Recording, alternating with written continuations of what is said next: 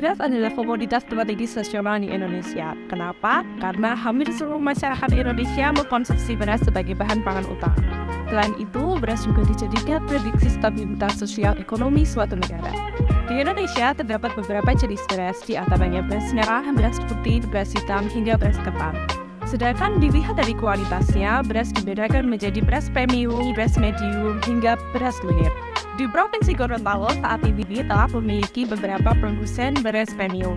Salah satunya adalah UD Taat Karya yang terletak di Kecamatan Bonawo Timur, Kabupaten Bonawo. Nah, Sobat Tani, hari ini kita mau jalan-jalan ke UD Taat Karya untuk melihat produksi beras premium di Provinsi Gorontalo.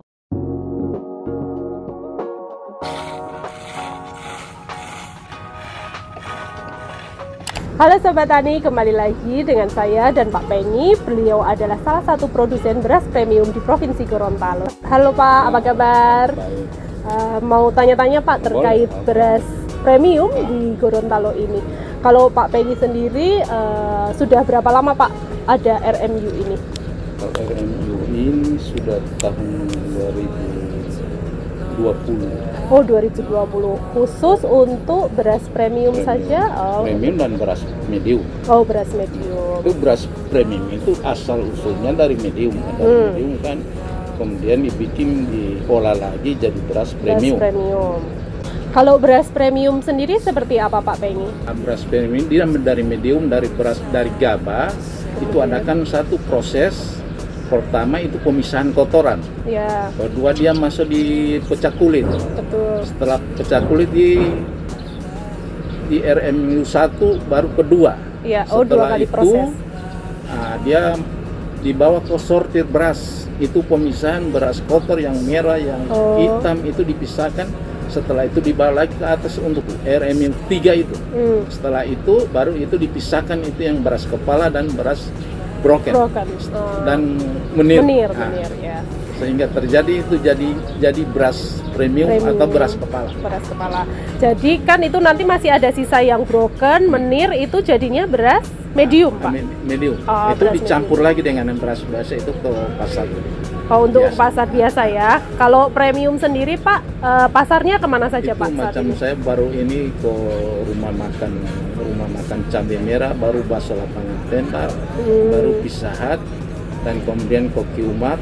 Memenuhi toko murah yang ada sekarang ini baru di Karsa Utama. Oh, berarti kalau untuk beras premium itu ada pasarnya tersendiri ya Pak, untuk restoran, kemudian minimarket, supermarket, itu dari Bapak. Sedangkan untuk beras medium itu ada pasar untuk konsumen biasanya ya. Baru untuk menir itu yang kecil-kecil ada juga pasar. Oh, di mana Pak? Pasar itu untuk bikin bubur. Oh, untuk tapi mereka suka dengan adanya dari sini itu sudah bersih. Nggak ada campur-campur yang hitam, yang merah begitu. Itu yang paling bersih. Paling mereka suka itu katanya ini. Karena memang sudah bersih ya Pak. Mereka tidak harus membersihkan lagi sampai di rumah. Baru kalau kita produksi di sini ada berapa macam. Dari apa saja itu Pak? Pandan wangi, tapi pandan kurang karena di sawah kita kan cuma sedikit. Baru keduanya kita beras merah. Ya. Beras merah pemasaran juga itu di supermarket. Baru kemudian ketan hitam. Ketan ya. Itu pun produksi enggak banyak. Iya. Tapi istilah dengan harga yang mahal itu yang bisa menutupi lah. Menutupi ya Pak. Kemudian kalau untuk kapasitas produksi sendiri Pak di Taat Karya? Ini kalau kapasitas cuma antara 70 ton 80 ton per panen. Per panen ya. Biasanya 70 sampai 80 ton itu bisa berapa hari pengerjaan gitu Pak? Kalau umpama dia ini kan dengan ada di Gorontalo kan ada yang potong hari ini potong, besok lagi enggak, besok lagi itu kayaknya enggak sampai 1 bulan. Tidak sampai 1 bulan. Paling dalam 25 hari itu sudah selesai ya semua proses ya.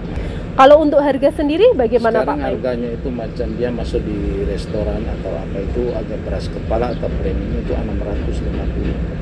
Satu karung 50 kilo ya Pak? Istilahnya 13.000 per kilo.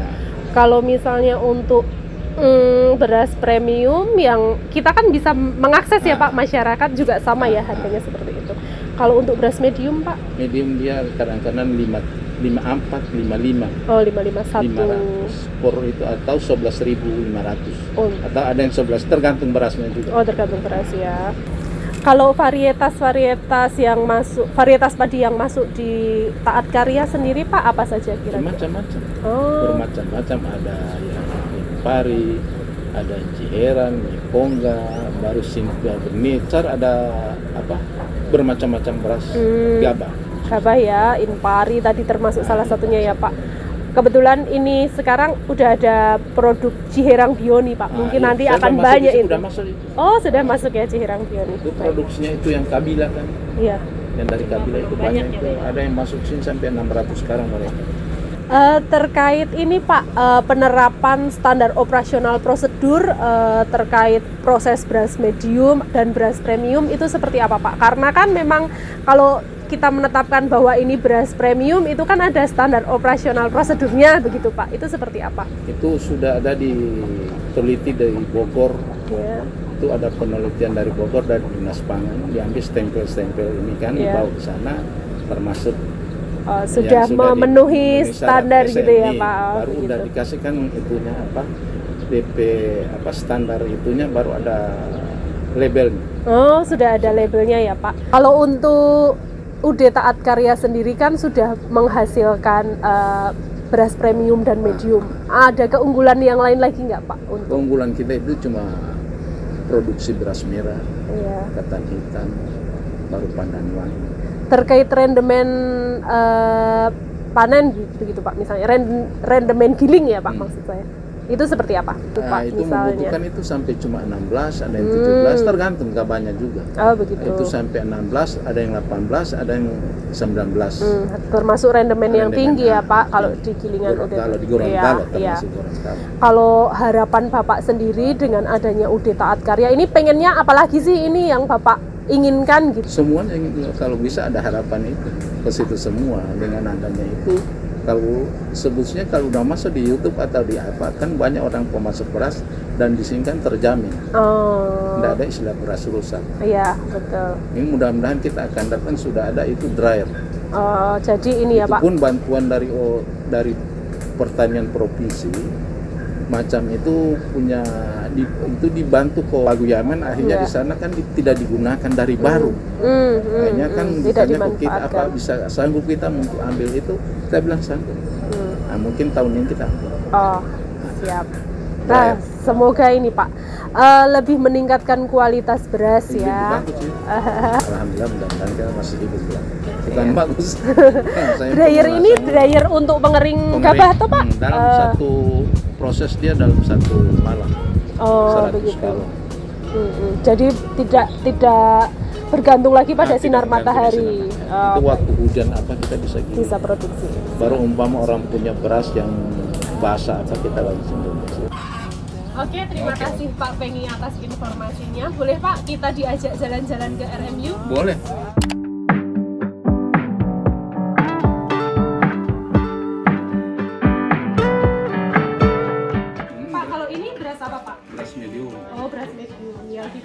Diproduksi dari gabah, dari gabah ini, kemudian dibawa ke RMU 1, baru di situ diproses jadi beras kepala atau premium.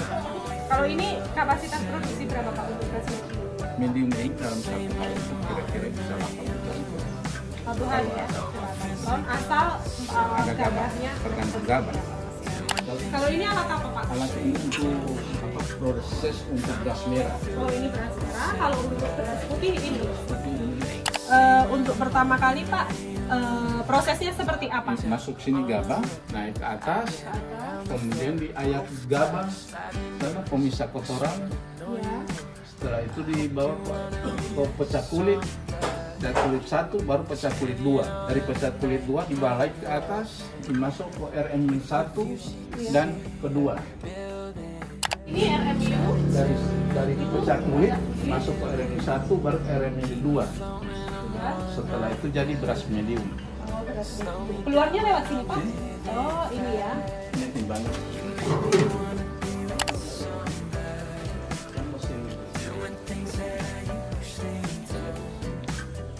Ini kumpulan mesin-mesin yang bekerja ya Pak ya? Untuk rencananya Pak, ini Bapak melibatkan misalnya profesional atau Enggak, Bapak? saya sendiri yang menciptakan ini. Baru saya cuma panggil tukang las. Tukang las. Baru las sudah ada di sini. Nah, ini pengeluaran dadak ini sampai halus ini. Oh, ini sebagai pakan ternak itu ya Pak? Pakan ternak yang paling bagus ini. Karena dia halus sekali. Kalau di sini dadak sedikit. Dalam 10 karung kadang-kadang tidak sampai sekarung. Oh, 10 karung Nah, 10 gabah kadang-kadang tidak. Kadang 1 karung kadang tidak sampai. Tergantung ada pengupasannya. Pemisah warna itu yang dari medium kita masukkan dulu ke sortir beras. Setelah dari sortir kita bawa ke RMU yang ketiga. Setelah itu baru dipisahkan warna itu apa antara beras kepala dan medium. Itu ada lagi pemisah infus air untuk mengkilapkan beras. Dan magnet batu dan magnet besi ada juga di dalam. Pemisah kalau umpama ada batu atau besi. Oh, untuk memisahkan. Nah, itu di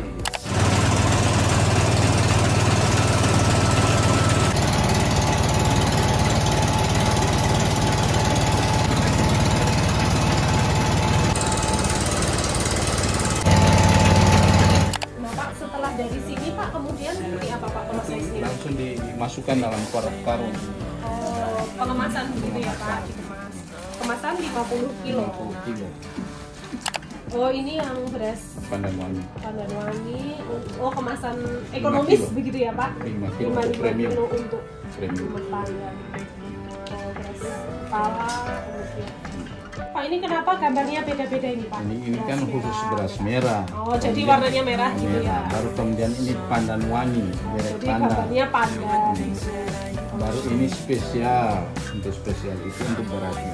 Oke, terima kasih Pak Pengi atas informasinya tentang beras premium. Saya banyak belajar ini Pak hari ini. Nah, Sobat Tani, ternyata pengolahan beras menjadi beras premium dapat meningkatkan harga jual produksi beras itu sendiri. Bagaimana? Berminat untuk menjadi produsen beras premium?